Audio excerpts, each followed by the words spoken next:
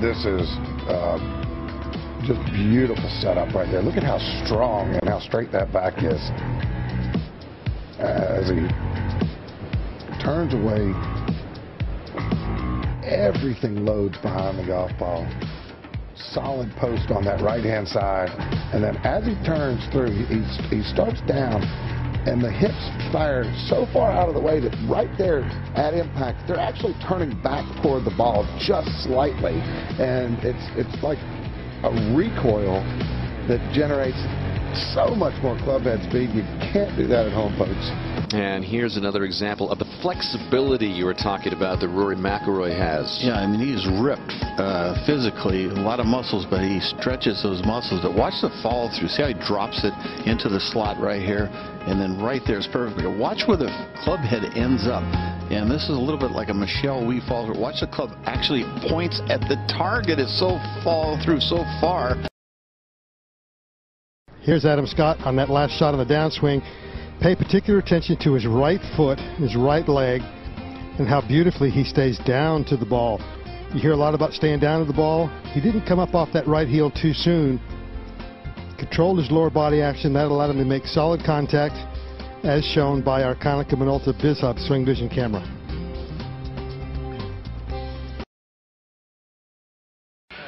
Yeah, nice straight backside out, look to the top. It gets to the top. You know, look at the club face and the left wrist are basically the same. They're parallel. That means a square face. He's resistant against that right hip on the way up, and then from the top rotates those hips, and then more importantly gets that top R through so well, doesn't he? There's just no impingement on the way through. Swing Vision camera. I only want you to focus on Bubba's head and his cap. Nothing else. Don't watch the swing, don't watch the footwork, don't watch anything. Because as much movement as he has with his legs, with his feet, and as high as he gets his swing, the only way he can control that and find the center of the club face on the back of the ball consistently is by keeping his swing arc, his swing center in the same place.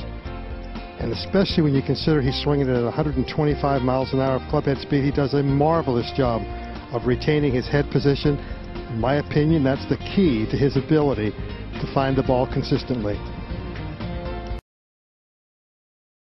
Let's use our Konica Minolta BizHub Swing Vision camera to show how Dustin Johnson creates so much power in his golf swing. I want to identify the distance his arms are from his body at address, because as he takes the club away, you're going to see the arms breaking away from the body, getting a little bit farther away from him. The net result of that is, at the halfway back point, you're going to see the club head getting inside of his hands. Now, that's not good, because what that leads to is his infamous wrist position at the top of his backswing. And that's what everybody focuses on, this position right here. But really what I want you to focus on is how wonderfully he rotates his knees, how beautifully he turns his hips and his torso. That unbelievable body rotation is really the key to his explosive power. As we change directions now, you're going to be able to see how he stays back on his right leg long enough, changing directions, so that when he comes into the golf ball, he is going to have the shaft in an absolutely perfect position at impact, and the back of the left wrist and forearm is flat. So he returns it to an impeccable position at impact because of his phenomenal body rotation. You'll never hit it as far as Dustin Johnson, but if you want to hit it farther, try turning your body as much as he does. Seems to catch every shot right in the middle of the face. There's a new driving iron. Full release with his right arm, his right side through the ball. He said he looks to be in mid-season form. First week of January. It's a good thing